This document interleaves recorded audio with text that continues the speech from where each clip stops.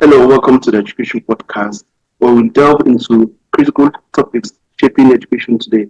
I'm Abdulsalam Amo. In this episode, we focus on the regulation of the teaching profession in Africa and Nigeria. Our distinguished guest is Professor Josiah Ajiboye, the Registrar and Chief Executive of the Teachers Registration Council of Nigeria, TRCN, and the President of the Africa Federation of Teaching Regulatory Authorities, AFTRA.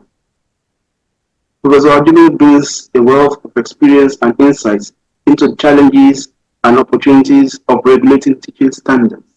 We will explore how the TRCN and AFTRA are working to enhance the quality of education, support professional development, and address the shortage of qualified teachers, among other issues. Hello, Prof. Yeah, good afternoon. How are you, viewers? I'm glad to be here. Thank you very much, sir. Yeah. What are the key challenges in regulating the teaching profession in Nigeria and across Africa? Well, thank you very much for bringing me on this platform. Once again, let me appreciate EduCeleb for what you have been doing with regards to reportage of issues of education and also about the issue of teachers, more importantly, and how you have covered the activities of the Teachers Registration Council of Nigeria over the years. We really want to thank you. We want to also appreciate what you did, especially during the COVID period. To be able to navigate that period was very, very difficult. And your organization was part of the group that actually introduced the idea of using the digital modes in propagating the use of digital modes of learning and teaching within that period. I was glad to be part of that program, and I really appreciate your effort in driving that and seeing all through that pandemic. It was really a big challenge for everyone. And not only in Nigeria, the whole of Africa were not ready for it. But with the support of people like your organization, EduCeleb, we were able to navigate that experience, and we came out of it clean, and we are better for it. Because I want to say that since after that, Nigerian teachers have now realized the importance of the use of technology. And that's why today, a majority of Nigerian teachers are trying to catch up. I always say that our children, the children that we teach, they are digital natives, whereas the teachers are digital immigrants. So the teachers are trying to catch up, and they are catching up fast. And that has helped our education system, especially in terms of delivery. It has really helped us. So we really want to thank you. Come to your question, regulating teaching profession. Perhaps for every regulation, every regulatory agency is always a difficult thing. Is it in regulation of foods? Is it in regulations of medicine? Is it in regulation of any profession whatsoever? It's always very difficult. It's a tough job. It's a tough job. And with regards to the teacher, given the number of the teachers that we have, not only in Nigeria, in the whole of Africa, as we are talking about, given the number of teachers in each country, you will agree with me that that's a humongous assignment for the regulatory body. So it's been a very challenging opportunity for us to be able to regulate the teaching profession. If you look at Nigeria, by the time I came here, I got here in 2016. Well, not so many people actually knew about what TRCN was all about. Okay? But today, the name of the regulatory body is ringing bell in every home, in every family, in every school today. They talk of the Teachers Registration Council of Nigeria. They talk of TRCN. That acronym is ringing bell today anywhere you are. And that is to show that today people now realize that there is a regulatory body for the teaching profession. Like I said, in terms of number of teachers that we have, in Nigeria we have over 4 million teachers, but out of that, only about 2.3 million have so far registered with the Teachers Registration Council of Nigeria. So you can still know that you can see that we have a lot of tasks on our hands to make sure that we bring those who are not registered, to make sure that they become registrable and that they are registered with TRCN. Because one thing is for them to become registrable, because a large percentage of those who are teaching, especially those who are teaching in private school, are not registrable at all. They don't have the necessary qualifications for them to be registered with TRCN. That is number one hurdle. So if they are able to cross that hurdle, then the next thing is for them to now approach TRCN for registration. So it's a big challenge, but I want to report to Nigerians that within the space of 8 years that we have been in charge, we have tried our possible best to make sure that we lift up the teaching profession, the standard, not only in terms of standard, even the image of the teachers, the standard of the teaching profession and the image of the teacher. In terms of teacher professionalism, we have done a lot of things to promote teacher professionalism. In terms of professional standard for Nigerian teachers, the code of conduct for Nigerian teachers, we have just developed what the standards for school leaders now, which we are going to present to the general public. The Honorable Minister of Education, Tahir Maman, will be presenting that professional standard for school leaders to the Nigerian public on Thursday, June 27th, by the grace of God. He will be presenting it to the Nigerian public. So there are so many. We've developed what we call career path for Nigerian teachers within the period. You know, this is to make the Nigerian teachers to be free from the encumbrances of the normal scheme of service, you know, to remove the teachers and place them so that they can be able to grow within their profession. We have developed that within the period. So far, so good, one can say. But there are still a lot of gaps, a lot of rooms, especially when you are talking of the issue of ICT, promoting the use of ICT, digital literacy training for Nigerian teachers, and equipping them with the facilities for doing that, for teaching using digital means. You know, we still have a long way to go. We still have a long way to go. And that is why we are not relenting in our efforts to make sure that we pursue some of the outstanding issues with regards to teacher professionalism in the country. And also, when you are talking of the issue of teacher welfare, is something that we are battling with, because a large majority of the states who are the employers of these teachers are not doing well with regards to the issue of teacher welfare. A large number of them are not doing well. Okay, we want to appreciate those states where teachers are being appreciated and they are doing well. If you look at what is happening in some states like Lagos, like Edo State, like Enugu, like Anambra or your state, these are states that are, you will say, they are doing well with regards to teacher welfare, okay, and promoting teacher quality in their states. But when you look at what is happening in other places, you will feel sad that, look, if you say education is the bedrock for development and the teacher holds the key to that education, why can't you focus on the issue of the teacher welfare? So we are still battling with the issue of teacher welfare, and that is, we will continue to do that. We understand that the major role of the Teachers Registration Council of Nigeria, TRCN, is to ensure teachers maintain professional standards. In what ways have you been able to ensure that over the years? Well, like I enumerated earlier, you know, part of what we try to do is to develop the policy documents. One, we have the professional standard for Nigerian teachers. This is a standard that guides the teachers on what you need to do, what you need to know, and what you need to do within your classroom. So we have developed what we call professional standards. Every country, the UNESCO developed the global one, and then also in Africa, the AU developed the standards for teachers in Africa. But TRCN was the first teaching regulatory body to develop its own professional standard. And that professional standard was also reviewed in 2019. It was first developed in 2012, but it was reviewed in 2019 to accommodate the emerging issues in the area of teaching and learning. So we have the professional standard for our teachers. We have the code of conduct for Nigerian teachers, what some other people call code of ethics. We have been able to develop that for Nigerian teachers. This is to guide the practice. As a practitioner, these are the codes, the ethical guides for Nigerian teachers, that if you breach any of this conduct or code of conduct, you are liable. Okay, so we have developed code of conduct for Nigerian teachers. We have also developed the career path for Nigerian teachers to be able to move and progress on their career. We have developed professional standards now that I told you for school leaders, because we now recognize that school leadership is also very, very critical. Apart from the learner factor, the teacher factor, the next major factor in the school environment is the school leadership. And so presently what we are trying to do is we have developed the school with the support from British Council and some other development agencies. We have been able to develop the professional standard for school leaders. And like I said, the Honorable Minister will be presenting that document to the Nigerian public on June 27 in Abuja here. So these are some of the things that we have done. And when you talk of digital literacy training, the Teachers Registration Council of Nigeria started digital literacy training in year 2018. Yes. Although the number of teachers that we have been able to train, well, it was very limited.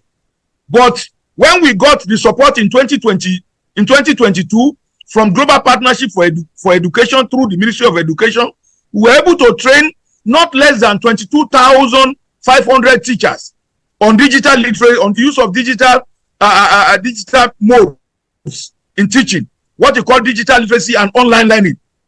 We're able to train about 22,500 teachers from that particular funding alone, Global Partnership on Education funding through the Federal Ministry of Education. The then Minister of Education, Malam Adamu, approved that we should even do it in about 24 states, but we're able to do about 16 states, and we train about 22,500 teachers in all this in the 16 states that we concentrated on. So, and annually, the Teachers Registration Council of Nigeria, for the past 4 or 5 years now, we have been having what we call online conference of registered teachers. For the past 3 years now, we have been having online conference of registered teachers. And every year we take a particular theme. We have looked at the issue of use of digital techniques in teaching. The last year in 2023, we look at community of practice. Okay? Forming community of practice among the teachers. That was what we looked at last year. This year, by July, August, we are going to focus again on another theme that we know is relevant to the Nigerian education environment. So apart from what we have been doing, and also we have what we call the MCPD, the Mandatory Continuing Professional Development for Teachers. We focus mainly on the teaching of English, mathematics, and ICT. And we organize that annually as well. So these are some of the things that we have put in place to make sure that we promote teacher professionalism in the country. And we also collaborate with all the development partners to be able to achieve our mandates. The administration introduced the professional qualifying examination, if I'm not wrong. Thank you very much. How effective has it been compared with the default style of just issuing certificates? Thank you for reminding me of that. That's part of our strategy for promoting professionalism. When I got to TRCN in 2016, when I was appointed by the then president, 2016 August, I met an environment where teachers will just come from any institution where they graduated from, and they will present their certificate, and they will be registered, and they become professional teachers. I consider that an anomaly. And I felt, no, there's no profession that you just walk into. There must be a gatekeeping exercise to be able to yes, there must be certain strictures before you can enter into any profession. Do you want to be a chartered accountant? You must pass either ICANN or ANA. Do you want to be a lawyer? You must go to law school to practice, to be able to practice. These are some of the things other professions put in place. Okay? So I felt, what can we do? So we introduced the professional qualifying examination. We had the first exam in 2017. Believe you me, when we organized the first examination, a large number of the teachers that failed that exam, they failed not because the content was so difficult, not because the questions were difficult, but rather because a large number of them do not know how to use computer.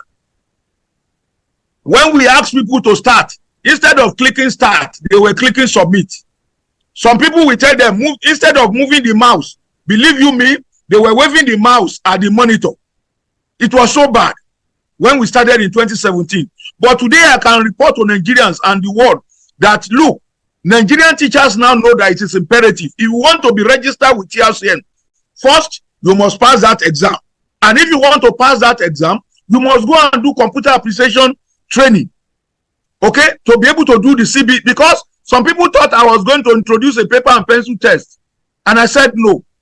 If my child who wants to transit from primary school to secondary, we do a CBT exam, why will I allow a teacher that will teach my child not to do a CBT? That was why I introduced it using CBT. Okay? And today now, that has helped a lot of these teachers to be able to go for training in the use of computer, and it has helped them to be able to improve in the area of teaching and learning. And so we are gradually seeing the impact. People may be talking, yes, certain things are happening and things like that, but we are feeling the impact. The impact of the professionalization is being felt gradually in the country and even in Africa. Just in relation to this PQEA, since that exam started, so many people have complained about their inability to get the certificate, or especially those that wrote the exam through their respective faculties of education in universities. So how is it that it's difficult to get the certificates through the universities, or is there any process that they should have taken to achieve that? I think for those who register through institutions, theirs should be the easiest, because anytime we are going for induction, we normally do induction for graduating students. Anytime we go for such inductions, we go along with the package of the certificates and their licenses. We go along with the package, but we cannot go there and begin to distribute to individuals, graduates or teachers there. It's not possible, because they were registered through the institution. And so we normally hand over the certificates to those institutions. So whatsoever happened after that may likely be between them and their institutions. And anytime, and I want to say this, we show it to the public when we get there, that these are all your certificates, and we have brought them so that they will know that we are there with the certificates of all the inductees. Okay? So whatsoever happened between them and their institution, we cannot explain. Yes, at times there could be omissions. I have to agree. At times there could be omissions. At times there could be a wrong spelling of names and things like that, which we have to correct at the headquarters. But because of the sanctity of that certificate, we always guide it jealously. We don't want it to go to wrong hands. And that's why we normally deliver those certificates through their institutions where they registered. Okay? Because we don't want those certificates. Nobody can collect on behalf of another person.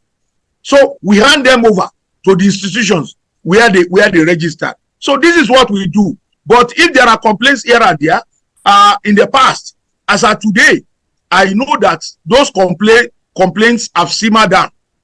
There are only few people now. In fact, when I go to online now, Facebook, I rarely see such complaints now, because we have been able to gather our acts together, and we've been able to deliver as and when due to Nigerians, especially Nigerian teachers.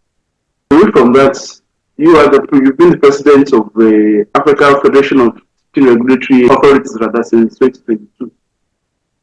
How has the AFTRA been enhancing teaching standards across Africa? Well, even as at yesterday, I participated in an online meeting, UNESCO organized online meeting, where I have to speak as the representative of the continent. And I was glad even another African who joined from Commonwealth of Learning had to say, Prof, please, let's talk after the program, because first, our idea is to promote teacher regulatory bodies in the continent. How do we make sure that each country in the continent has a teaching regulatory authority? A large number of countries still up till now, because if you don't have teaching regulatory body, that means the job of a teacher is not yet recognized as a profession in that country. What makes an occupation recognized as a profession is that when you have the last thing that you need to do is to have a regulatory authority. And so, number one thing that we try to promote in Africa is for African countries, the 54 African countries or 55 African countries, as the case may be, to make sure that each one of them has its own teaching regulatory authority. When we started, it was only Nigeria, and then later on South Africa Council for Educators says, okay, but as of today, we have so many countries that are now coming in. In fact, the latest of them that have just joined is a country like Botswana. They've just gotten their Botswana Council for Professional Educators. Okay? And I know so many other countries that are already passing their laws now. Countries like Namibia, they are working on their law. And so Sierra Leone, all of them, they are established now. Ghana, they are established. Okay, so the first thing we do is to promote the idea of teacher professionalism within the continent by having teaching regulatory bodies established. We are making a lot of progress. And I want to say that, annually we organize our conferences and roundtables, which provides a platform for us to exchange ideas. And it has become now a single marketplace for all professionals in the area of teaching to gather together annually. That place, that conference has become a major, shopping window for all professionals in the area of teaching to work together. Is it UNESCO, IBA, UNESCO, Paris? Is it all the development partners? Everybody, AU, African Union, everyone now comes together under the umbrella of AFTRA during our conferences. The last one we had was in Lusaka, in Zambia. And we are trying to look at the teachers we need for the education we want in Africa, because this year 2024 is declared the education year in Africa by AU. And if that is done, we are looking at the kind of teachers that we require to be able to drive the education we need and we want in our continent. That was the opportunity. And so, this is the kind of thing that we do at the level of the AFTRA. And I want to say that, yes, we have been recording some progress, making some progress, but we know that we have a lot of grounds to cover. Presently, even the African delegation is still in AFTRA, because we have the global body, AFTRA. The conference is holding present as I'm speaking. The conference is holding in Australia, but I could not make it because of the restriction on travel of government officials in Nigeria presently. So I could not go with them. It has also affected us. But we have people who are representing us at the level of the continent, because by the year 2025, or is it 2026, thereabout, 2026, Africa will be hosting the global body, the AFTRA. How does AFTRA support the professional development of teachers in its member countries? AFTRA collaborates with the African Union. With the African Union, we are a member of the CESAC, the council that reviews the curriculum in Africa. We are a member of the council, the committee that worked on the professional standards for teachers in Africa.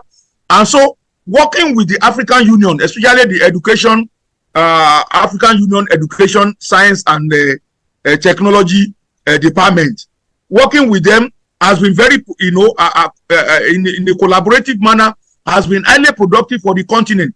Major documents have been developed using this, working with, in relation with these two organizations, between the African Union and AFTRA. We have been able to collaboratively develop so many protocols in the area of teachers and teaching in the continent to promote teacher professionalism within the continent. And some of these protocols have been adopted by the various countries. And this is what we are trying to do as a continental organization. And, I remember the last time I had to go for a meeting to go and meet the AU Education, the African Union Education Commissioner in Addis, so that we'll be able to chart ways by which the two bodies can further collaborate to make sure that we strengthen our partnership. And I believe that partnership is working very well and is helping countries now to have so many areas, to address so many areas, especially teacher issues within their countries. Yes, we are not only limited to that, we are also working with UNESCO and other organizations to make sure that we factor in issues that will help us in our various countries. Africa is challenged when it comes to issue of teachers and teaching. Especially when you talk of welfare of teachers in the continent. This is the continent that has a shortage of about 15 million teachers in the first instance. Okay, globally we have a shortage of about 45 million teachers globally. But in Africa, we have a shortage of about 15 million teachers. And apart from teacher shortage, we also face the issue of poor teacher welfare. You will now realize the enormity of the job that is on the hands of a body like AFTRA. Okay? So, even as at yesterday, what we are trying to emphasize is how do we improve the welfare of teachers in the continent?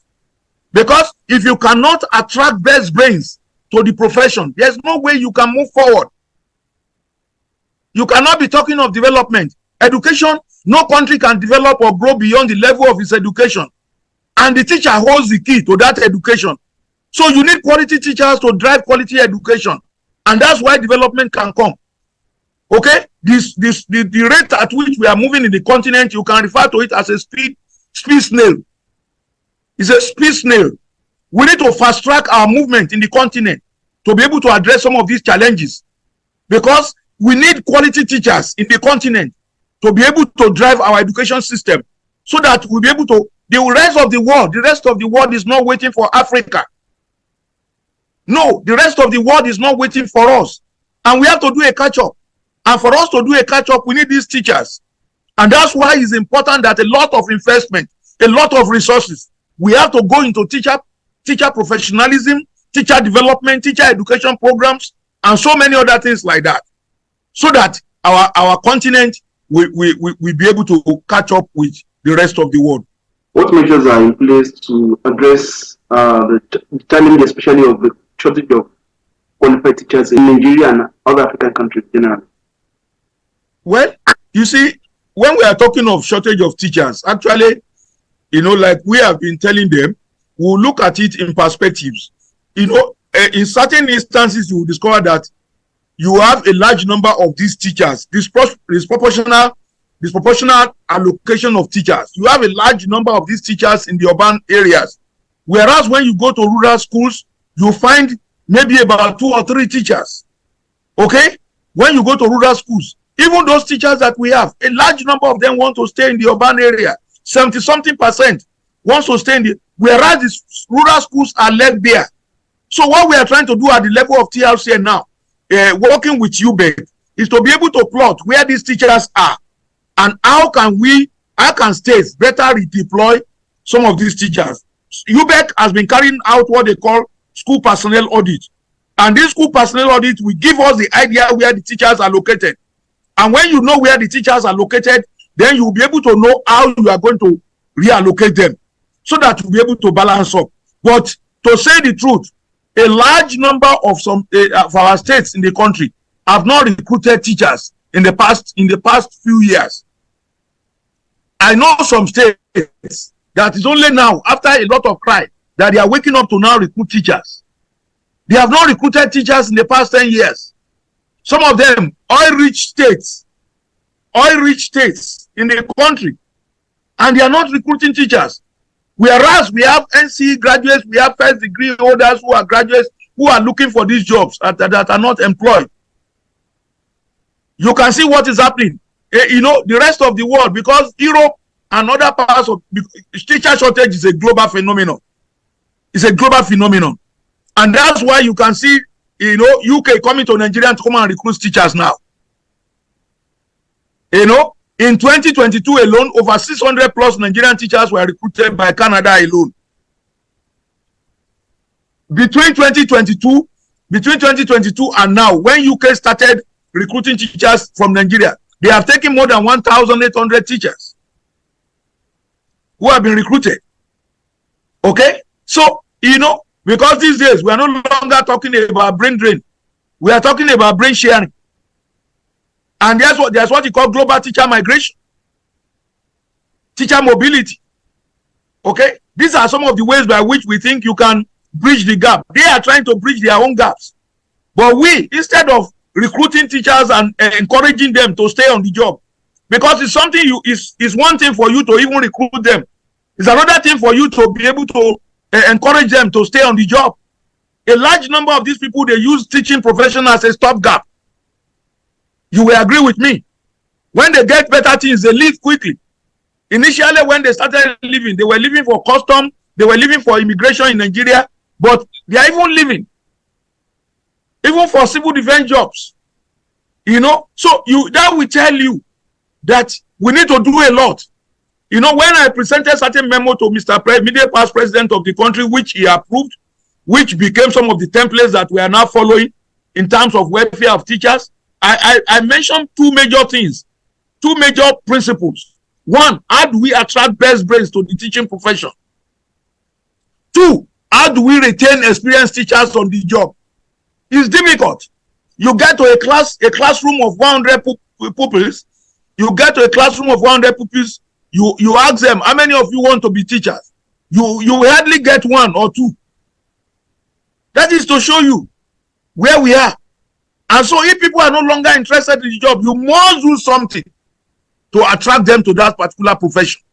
And that's what we have been telling the various governments to do. It's a big challenge, but we know we can overcome it. And that takes me to the promises of the immediate past President Muhammadu Buhari regarding the welfare of teachers I just made reference to now. It's been said in some quarters that many of these promises have gone unfulfilled. What's your expectation for that? Well, let me tell you, when you develop a policy and it's approved by Mr. President, for example, look at number one, which is the cardinal one. How do we retain experienced teachers on the job? And we said, let us elongate their years in service, or their years in service, or a retirement age. And it became a law. Mr. President signed it to law January 2022. So it's not a law in Nigeria that a teacher should retire at the age of 65 or 40 years in service, whichever one comes first. But you see, a large number of the states who are even part of the process have not started implementation. This is where we have the challenge. But as a regulatory body, there's little we can do.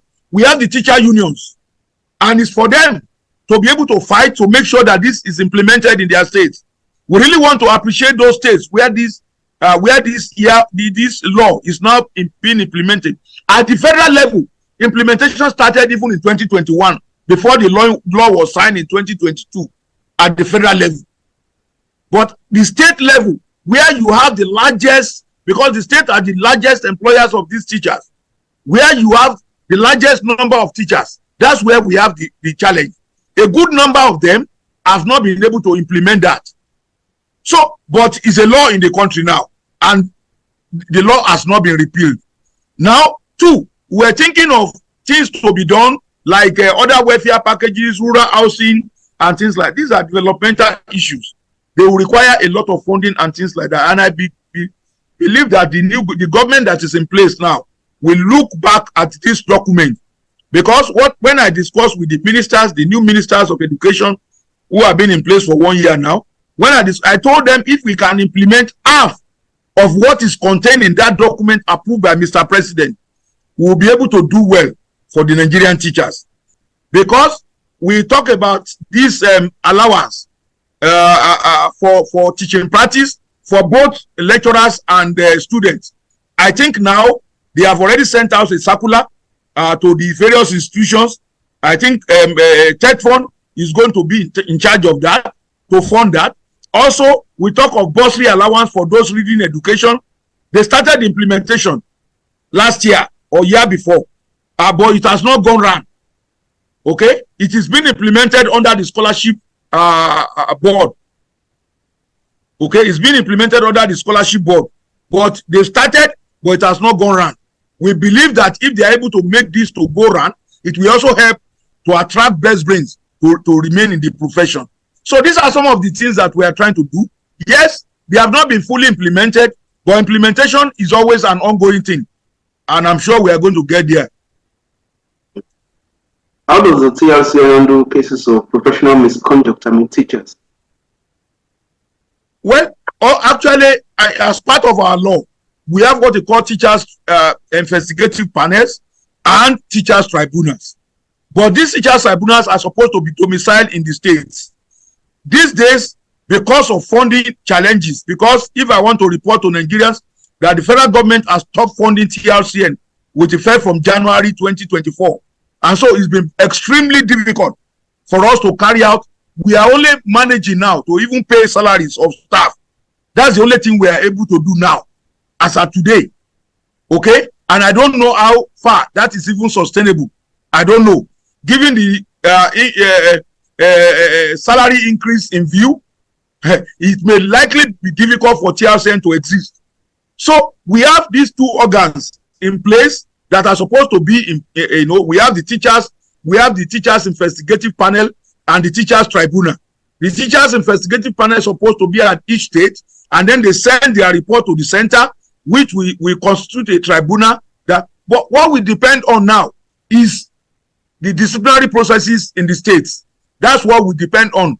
When teachers are found guilty of any offense at the state, it gives us, when we are able to confirm, we also do our own investigation as well, and then we can at the highest, we do withdrawal of certificates and license of practice from such individuals. And also, we have visited so many schools where we got reports of misdemeanor among teachers. But if you go back, you will recollect that most of these schools where these reports were coming from were from private schools. And when some of these cases have gone to court, in cases where they have gone to court, what TRCN normally do is to join. We serve as a joiner at times. You know, we have gotten a case like that in Enugu State about examination malpractice, where TRCN just served as a joiner to that case. Okay? So these are the ways by which we call our members. And when we get any report from any state of the federation, we act on it and we make sure we take necessary steps to discipline such people. Even before we make recommendation for any teacher to go outside the country, it's part of what we check. Your disciplinary, have you gotten any disciplinary case before? It's part of what we check. And, you know, we are even thinking that we should even get police report. Although we don't want to subject teachers to another level of payment and things like that, but it may likely be necessary for us to get that before we can certify anybody to go outside. But as at now, we check from their state where they are coming from, or from the school where they are coming from, and then before we issue them that letter or professional standing. How cooperating of the ministries of education on the state level being with the TRCN in achieving? No, we have been working wonderfully well. We have been with all the states Ministry of Education in Nigeria, TRCN. There's no way, you know, TRCN, I normally say that TRCN is a stakeholder dependent organization. TRCN is a stakeholder dependent organization. And as a stakeholder dependent organization, you need to be in sync. You need to be in harmony with all these states, governments, the ministries of education, SUBEBs, and the various agencies of the states, if you want them to cooperate with you. And so, on a very serious note, I want to appreciate all the states commissioners for education and the state SUBEB chairmen, and also the UBEC at the national level. The UBEC executive secretary has been so wonderful in supporting TRCN. In fact, presently we are working with the support from TRCN on developing test items, you know, to be able to categorize the teachers in Nigeria. We are working in 6 states on those categorization presently. Okay, developing test items to be able to categorize the teachers with the support from UBEC. Okay, so you know we are working collaboratively well with all the states of the federation. Okay, and it's been a very rewarding experience. And any program that we have, we ask the states to nominate participants to those programs. Okay, so that they will be part and parcel of it. Beyond what you said, in what other ways do you collaborate with other educational and bodies and stakeholders to improve the quality of education? Like I said, education, we see ourselves as a family. Within the education family, we also have what we call development partners, UNICEF, UNESCO, you know, British Council, and so many other development agencies that are operating in the field of education. TRCN is open. They know us. We are very open to all these agencies. Especially development partners. They bring their resources here. In fact, there is one organization based in South Africa in still education. We are working with them in about 3 states now on the use of digital training for teachers. We are working with them in about 3 states in Nigeria. Okay, on that, in still education. They brought their resources here and they are using that to train Nigerian teachers. Okay, so this is, TRCN is very open to collaboration. We are very willing and we have the network. One thing I can assure them is that TRCN is present in all the 36 states of the Federation and the FCT. Yeah, TRCN is open to collaboration with any development agencies or even private providers. Do you know we support the effort of Nigerian breweries, the makers of Maltina, They organize annually what they call Motina Teacher of the Year, which is a noble thing. Okay, where teachers are rewarded all over the country. We support them by providing the database of all Nigerian teachers to them and promoting the advert for that particular program. TRCN supports that. We collaborate with them, and we are open to all other agencies. We believe that, you know, even private sector should come into TRCN to assist us, especially when it comes to the training of our teachers. This is where we need them. They should please bring their resources to TRCN so that we can use it wisely in providing training for the Nigerian teachers. On one level, we have the TRCN, and at another level, we have an agency like the NTI. How do you handle issues of overlap in between the TRCN and NTI? Are there usually overlap? There's no overlap. Okay. There's no overlap. TRCN is mainly a teacher regulatory body. We don't produce teachers. NTI ordinarily supposed to be the ultimate where the teachers will go like the law school. But the concept has changed and you see what is happening presently. But with TRCN, there has not been any issue over the years because we are the only regulatory authority for teachers in Nigeria. Okay? Our NTI produces teachers. We don't produce teachers. Okay? So what we do is mainly regulate the profession. Okay? So there has not been any friction between the two organizations. In fact, given what has transpired between the last two chief executives, the current chief executive and the immediate past of NTI and myself, we have been able to work extremely collaboratively together to make sure that deliver, because we see it as education is one family, it's one big family. And so what we try to do is to make sure that we collaborate together. There should be no room for conflict.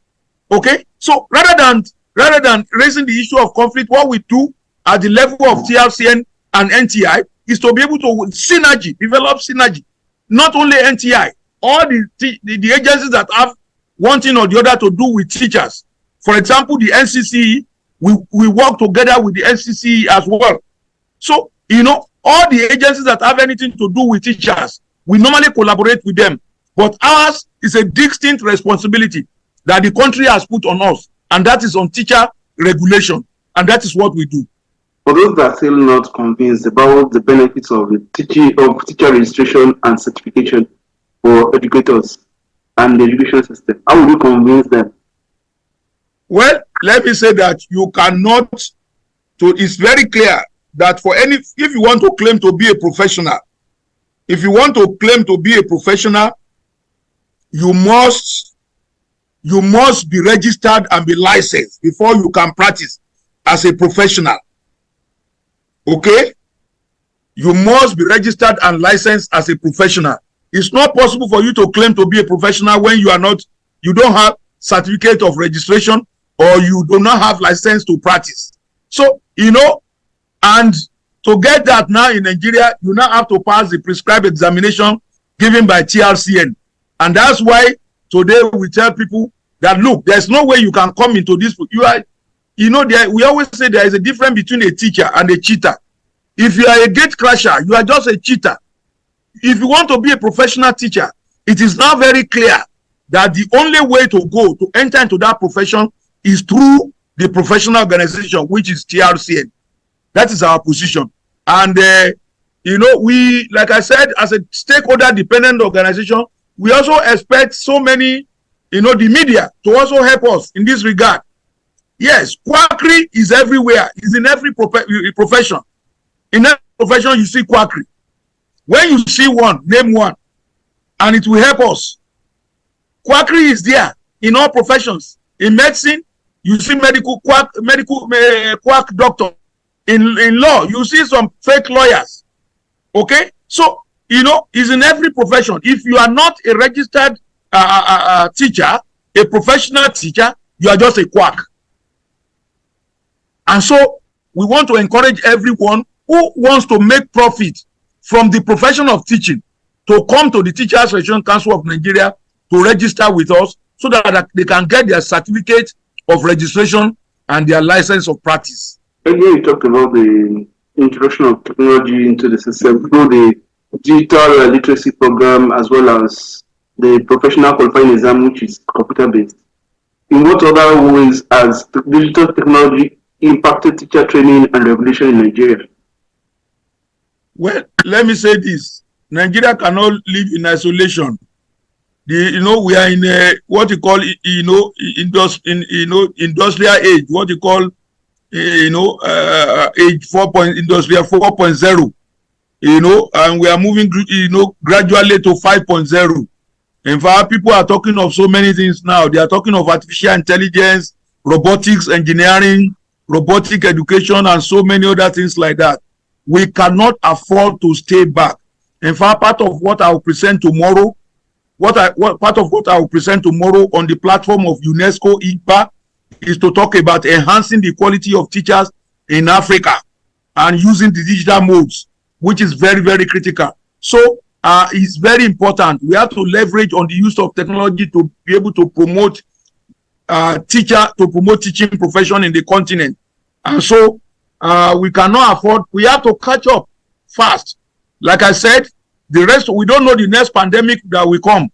We were like caught nappy during COVID. Okay, we don't want another pandemic to come and to catch us at that level again.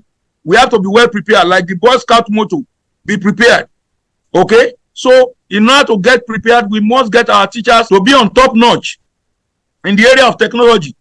Okay, technology will not replace teachers, but teachers who know how to use technology will replace those who do not know how to use it. That's the reality. That is the reality. It's important that our teachers themselves will have to buckle up. There's what you call self-development. Okay? Self-development. Yes, teachers themselves will have to buckle up. The reality of the job today is that, look, the learners that we are teaching, they are global children. As a teacher, you also have to be a global teacher.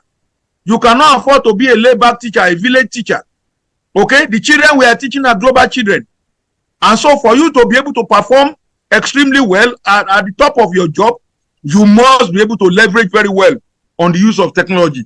And that's what we want to anchor it for our teachers, that they should develop themselves in the area of use of technology. There's no two way about it. Understand that most of the efforts of the TRCN are focused on primary and secondary schools in Nigeria. So what efforts are in place to carry along those in higher education as well, in the process of achieving teacher quality and the education generally? Well, our focus, why we focus on the basics is that, look, when the foundation is rotten, what will the righteous do? Okay? So let us get the foundation right. That's why we feel that the basic education and secondary education should be well targeted first. Yes, UNESCO has what you call UNESCO guidelines, or what they call for higher education teaching, agreement on higher education teaching and things like that. But what we are talking about is, let us first focus on the basics. Let's look at the primary, the basic education. Let's look at secondary education. If we get it right at that level, believe you me, every other thing will fall in place. And that's why over the years that has been our concentration. It's not that we neglected the tertiary. In colleges of education today, you cannot be promoted if you are not a registered teacher with TRCN certificate and license. You cannot be promoted because you are producing teachers, and you yourself must be a registered teacher. That is reality today, where we have gotten to. So gradually we are moving. I can assure you. So, but why we are focused largely on the basic education and the secondary education is because we must get that stage right. Because it will be like garbage in, garbage out. If you don't get the foundation right, what you send to the tertiary will just be, it will be garbage in, garbage out.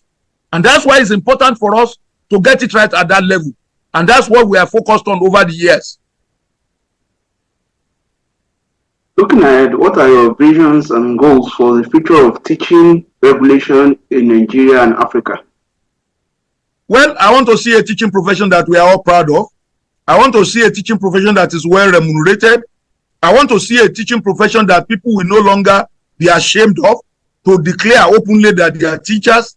I want to see a teaching profession where people will be bold to say that I am a teacher, and they'll be proud to say it anywhere they are. Okay, like some of us now, we can tell anybody, I personally can tell anybody anywhere in the world that I'm a teacher. That is the kind of vision that we have for the teaching profession in the continent and in Nigeria, that we want to build up a workforce in teaching profession that will be so proud, and so they will be so proud of their profession, and they will be able to defend their profession anywhere they are, and they will see themselves as professionals and behave as such. That is the kind of profession that we are looking up to, and that is what we aim at in TRCN. And we believe that by the time we are buying out of this place, we are going to leave a TRCN that we know can stand on its own. Because we know very soon some of us may be leaving the stage. And by the time we are leaving the stage, we believe that we have laid a foundation for a regulatory body that will be able to stand the test of time. And that is what we have done. And that even at the continental level, we are trying to leave our names so that people will know that somebody passed through this place at a stage. That is the kind of thing that we are trying to do. For almost 1 hour, I've been on with Professor Josiah Ajiboye. He's a Registrar and Chief Executive of the Teachers Registration Council of Nigeria, TRCN, and also the President of the African Federation of Teaching Regulatory Authorities.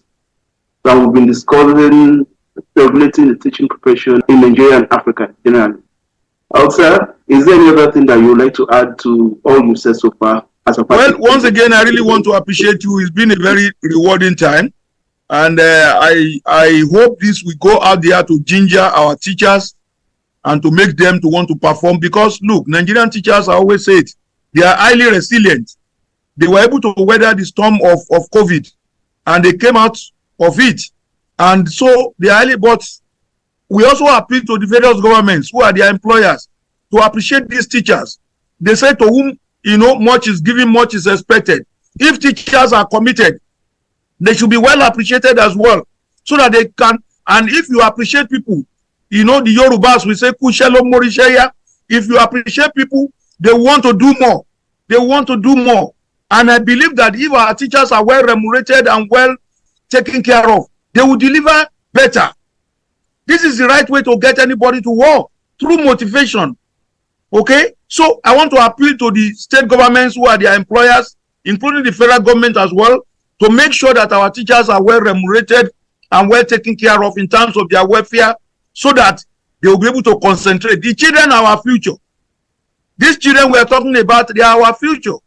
If you are talking about our tomorrow, and those who are handling our future, we should not just leave them to chances, and we should be able to take care of them. Once again, I really appreciate you for bringing me on board, and we look forward to future collaboration as well. Thank you, and God bless you. Thank you very much, sir.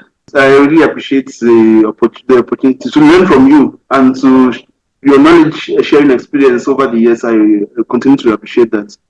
And thank you. Yes, sir. So that was all for this episode of the Education Podcast. You can catch up with other news and information relating to the education sector on educeleb.com. I've been the host, Abdul Salam Amo. Bye for now.